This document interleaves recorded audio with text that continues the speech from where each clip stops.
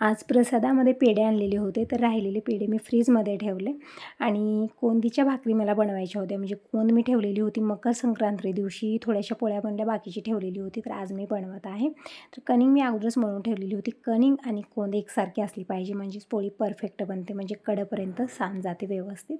तर इकडे बघू शकता छान अशा कोंदीच्या भाकरी बनत आहेत. अशाच सगळ्याच मी बनवून घेते. परत खूप जास्त भांडे झालेले आहेत, म्हणजे असं काही बनवतो ना, म्हणजे रोजचा स्वयंपाक झाला त्यानंतर पोळ्या वगैरे, त्यामुळे किचनची अवस्था खूपच बिघडलेली आहे यावेळेस. म्हणजे पोळ्या, स्वयंपाक सगळंच झालं ना, हे सगळं खाऊन किचन पूर्ण बिघडून गेली.